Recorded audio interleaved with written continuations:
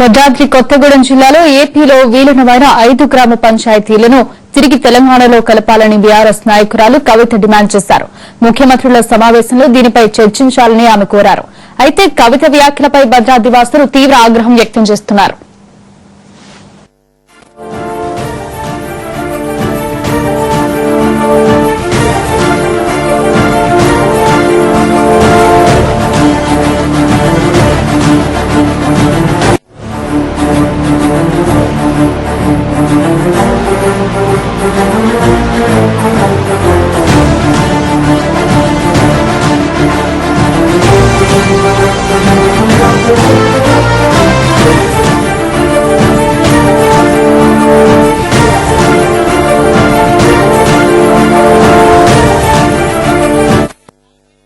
ఐదు గ్రామ పంచాయతీలను ఆంధ్రప్రదేశ్ లో కలిపింది గత కేసీఆర్ ప్రభుత్వ అధికారంలో ఉన్నప్పుడే అని వారు గుర్తు చేస్తున్నారు.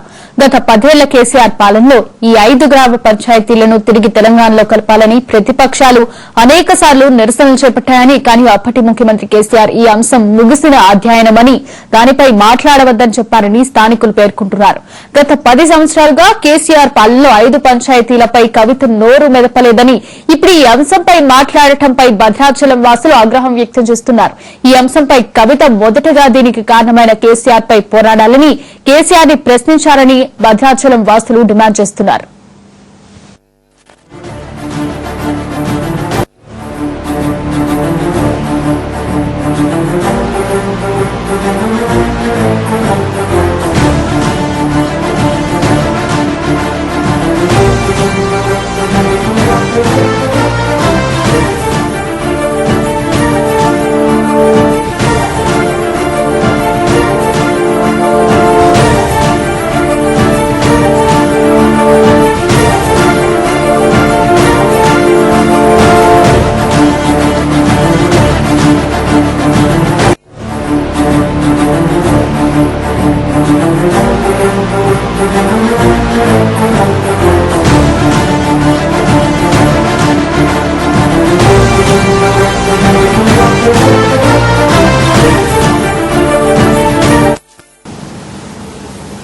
భద్రాద్రి కొత్తగూడెం జిల్లాలో ఏపీలో విలీనమైన 5 గ్రామ పంచాయతీలను తిరిగి తెలంగాణలో కలపాలని బీఆర్ఎస్ నాయకురాలు కవిత డిమాండ్ చేశారు.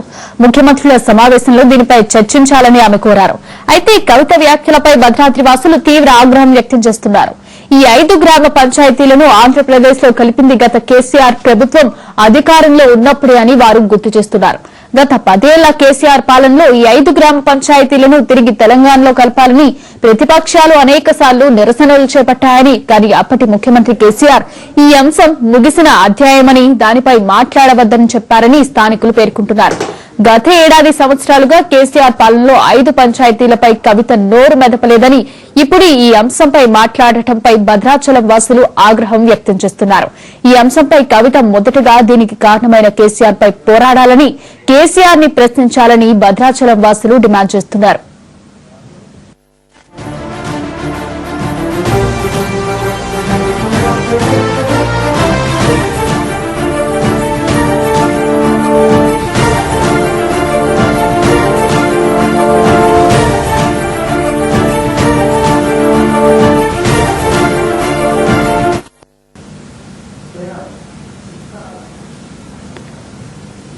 భద్రాద్రి కొత్తగూడెం జిల్లాలో ఏపీలో విలీనమైన 5 గ్రామ పంచాయతీలను తిరిగి తెలంగాణలో కలపాలని బీఆర్ఎస్ నాయకురాలు కవిత డిమాండ్ చేస్తున్నారు. ఇదే అంశానికి సంబంధించి మరింత సమాచారం మా ప్రతినిధి రామకృష్ణ అందిస్తారు. రామకృష్ణ, చెప్పండి.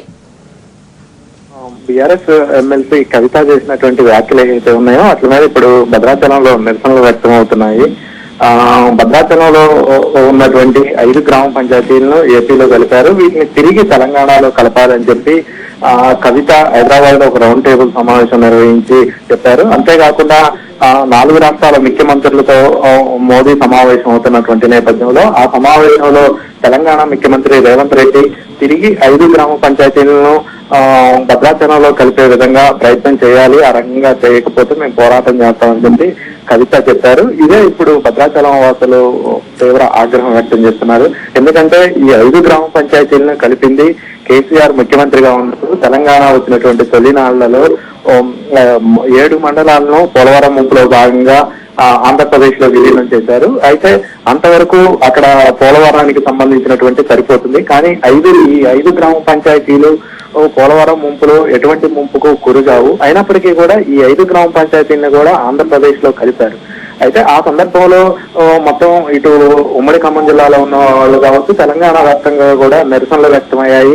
ప్రతిపక్షాలు దీని మీద తీవ్ర అభ్యంతరం వ్యక్తం చేశాయి. బంద్కు కూడా పిలుపునిచ్చినటువంటి పరిస్థితి. కానీ ఆ సందర్భంలో కేసీఆర్ దీని మీద ప్రశ్నించినప్పుడు ఇది ఒక ముగిసిన అధ్యాయం, దీని గురించి ఎవరు మాట్లాడవద్దు అని చెప్పారు. ఆ సందర్భంలో కేసీఆర్ దీన్ని పెద్దగా పట్టించుకోలేదు 5 గ్రామ పంచాయతీలకు సంబంధించి.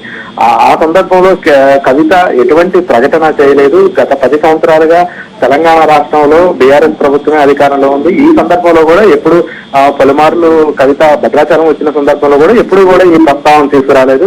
ఇప్పుడు హఠాత్తుగా ఈ డిమాండ్ ని తీసుకురావడం పట్ల భద్రాద్రి వాసులు ఆగ్రహం వ్యక్తం చేస్తున్నారు. కవిత ఎవరిని ప్రశ్నిస్తున్నారు? ఈ 5 గ్రామ పంచాయతీలు కేసీఆర్ హయాంలో కలిశాయి కాబట్టి.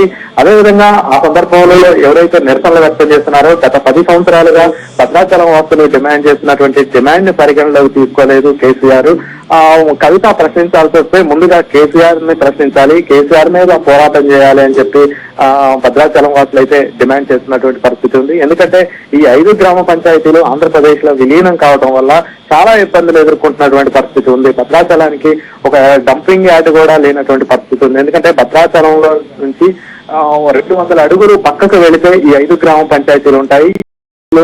ఆంధ్రప్రదేశ్ లో విలీనం కావటం వల్ల భద్రాచలం శ్రీరామచంద్రకు సంబంధించినటువంటి రామాలయానికి సంబంధించినటువంటి ఆలయ భూములు ఏవైతే ఉన్నాయో అవన్నీ కూడా ప్రస్తుతం ఈ 5 గ్రామ పంచాయతీల పరిధిలో ఉన్నటువంటి పురుషోత్తపట్నంలో ఉన్నాయి. ఇవన్నీ కూడా అన్యాక్రాంతం అవుతున్నాయి. ఇటు డంపింగ్ యార్డ్కి ఇబ్బంది అవుతుంది, మరోవైపు రామాలయం భూములు అన్యాక్రాంతం అవుతున్నాయి. 5 గ్రామ పంచాయతీల ప్రజలు అటు వాళ్ళ జిల్లా కేంద్రాలకు వెళ్లాలంటే ఇబ్బందులు పడుతున్నటువంటి పరిస్థితి ఉంది. భద్రాచలం పట్టణం విస్తరించాలన్నా కూడా ఇబ్బంది పడుతున్నటువంటి పరిస్థితి ఉంది. ఒక శ్మశాన వాటిక కూడా నిర్మించుకోలేనటువంటి పరిస్థితి, ఇబ్బందికరమైనటువంటి పరిస్థితి ఉంది. ఇన్ని ఇబ్బందులు గత 10 సంవత్సరాలుగా పడుతున్నటువంటి సందర్భంలో అనేక మార్లు ఇక్కడ ప్రతిపక్షాలుగా ఉన్నటువంటి వాళ్ళు కావచ్చు, ప్రజా సంఘాలు, వామపక్షాలు అనేక నిరసనలకు పిలుపునిచ్చాయి. ఈ కేసీఆర్ ఈ డిమాండ్ ను కేంద్రం ముందు ఉంచాలి, తిరిగి తెలంగాణలో 5 గ్రామ పంచాయతీలను తీసుకుని వచ్చే విధంగా ప్రయత్నం చేయాలి, ఆ రకంగా పోరాటం చేయాలి అన్నప్పుడు కేసీఆర్ ఏనాడు కూడా వీళ్ళ డిమాండ్ ని పట్టించుకోలేదు. ఈ సమస్యను కేంద్రం దృష్టికి తీసుకువెళ్లలేదు. అటువంటి ప్రభుత్వంలో ఆ సందర్భంలో ఉన్నటువంటి కవిత ఎందుకు బీఆర్ఎస్ ని, కేసీఆర్ ని ఈ విషయంలో ప్రశ్నించట్లేదు అని చెప్పి భద్రాచలం వాసులు అయితే తీవ్ర ఆగ్రహం వ్యక్తం చేస్తున్నారు. ముందు కవిత బీఆర్ఎస్ పార్టీని, కేసీఆర్ ని ప్రశ్నించిన తర్వాత మాత్రమే ఇప్పుడు ప్రస్తుత ప్రభుత్వం ముందు ఈ డిమాండ్ ఉంచాలి అని చెప్పి చెప్తున్నటువంటి పరిస్థితి ఉంది. మరోవైపు ఇది 5 గ్రామ పంచాయతీలను తెలంగాణలో విలీనం చేయాలి అనేది భద్రాచలం వాసులు గత 10 సంవత్సరాలుగా పోరాడుతూనే ఉన్నటువంటి పరిస్థితి ఉంది. ఎందుకంటే వరదల సందర్భంలో తీవ్రమైనటువంటి ఇబ్బందులు ఎదుర్కొంటున్నటువంటి పరిస్థితి ఉంది. ఇటు పునరావాస కేంద్రాలు ఏర్పాటు చేయడంలో కావచ్చు, ఇటు రామాలయ భూముల పరిరక్షణ విషయంలో కావచ్చు, డంపింగ్ యార్డుకి సంబంధించి, శ్మశాన వాటికి సంబంధించి భద్రాచలం పట్టణాన్ని విస్తరించాలన్నా కూడా అనేక ఇబ్బందులు ఎదుర్కొంటున్నటువంటి నేపథ్యంలో కాంగ్రెస్ ప్రభుత్వం రేవంత్ రెడ్డి ఎన్నికల ప్రచార సందర్భంలో భద్రాచలం వచ్చినప్పుడు ఈ ప్రస్తావన తీసుకొచ్చారు. ఖచ్చితంగా భద్రాచలం రామాలయాన్ని అభివృద్ధి చేయడంతో పాటుగా ఈ 5 గ్రామ పంచాయతీలను తిరిగి తెలంగాణలో కలిపే విధంగా ప్రయత్నం చేస్తామని చెప్పి ఆ రోజు ఎన్నికల సందర్భంగా హామీ ఇచ్చారు.